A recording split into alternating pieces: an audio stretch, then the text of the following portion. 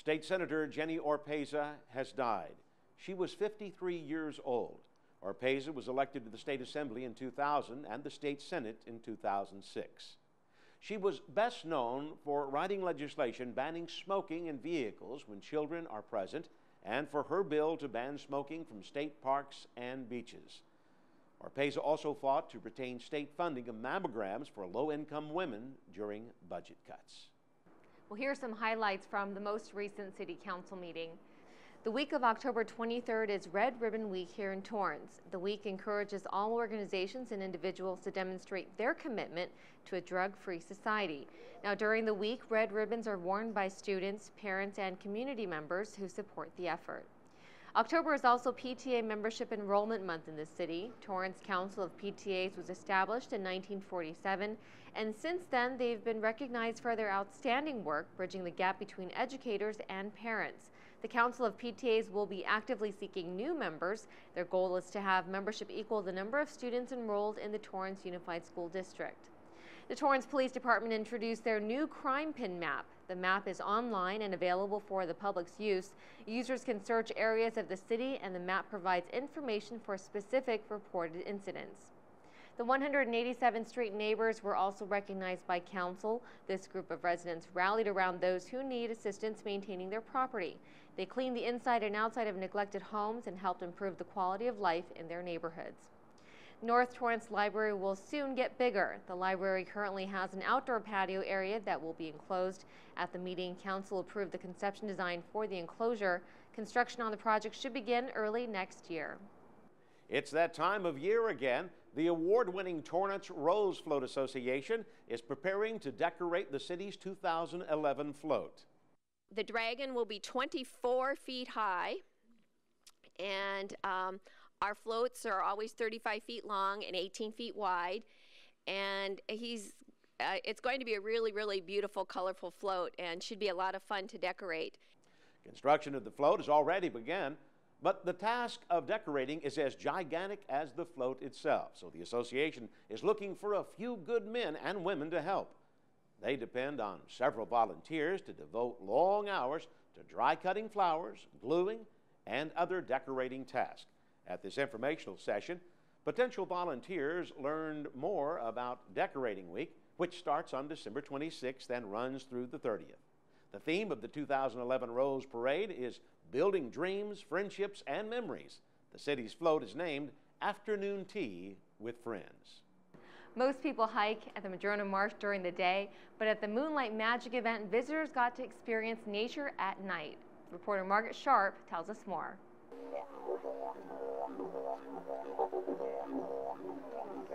The sound of the didgeridoo greeted guests at the Moonlight Magic on the Marsh event. The fundraiser featured a live band,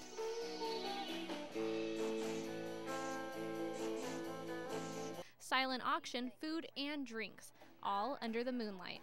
The money from the event will fund the nature programs at the marsh, and supporters say that the marsh is worth their effort. It's a preserved piece of Torrance that has been like this for 100 years or more.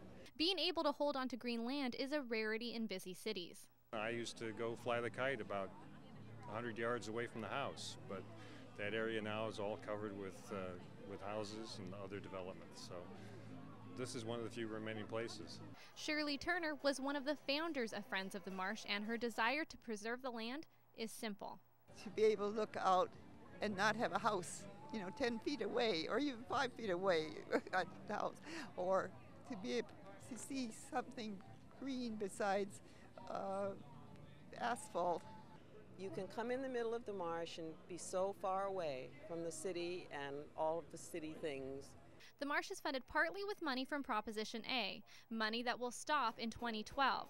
Events like this one helps ensure that the marsh will continue to offer the community an enchanting experience. And we care that our children and our grandchildren and their children have the opportunity to come and experience this place. We feel it's magical. For CitiCABLE 3, I'm Margaret Sharp. This was the first time Friends of Madrona Marsh hosted the Moonlight Magic event. To learn more or to make a donation, go to friendsofmadronamarsh.com.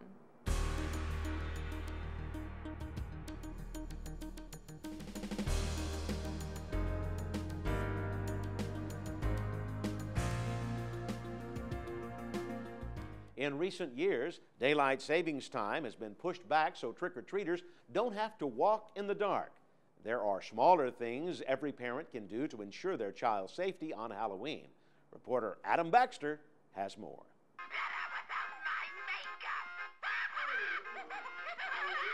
Halloween is back and as scary as ever. But scary doesn't have to mean dangerous. The right costume is the key. Always pick a costume that fits them the right way. They shouldn't wear something that's too long that would drag. Tinkerbell. Masks that have bigger eye holes on them or wider eyes, those would be better for kids. But dressing up isn't all there is to Halloween. Candy. When trick-or-treating, they should always be on well-lit streets. Always wear costumes that are appropriate for the area, not too dark. We always take flashlights and we always do the glow sticks around the neck so we know where they are in case they've accidentally run away or something. At 99 cents, these glow sticks are an inexpensive way to help stay safe. Pumpkin lights are another way to stay safe and avoid using candles. It might be all right for Jason to carry a butcher knife, but kids should be more cautious. Toy guns that are realistic or any weapons that look realistic, they shouldn't carry. You want to stick to stuff that, does look somewhat fake, but nothing too sharp looking.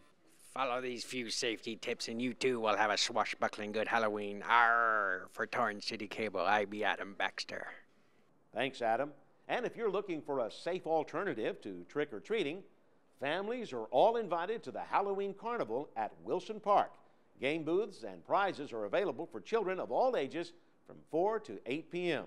For more information, call 310-618-2930. Coming up, some familiar faces offer advice on careers in the public sector. Now here's your 5-day forecast.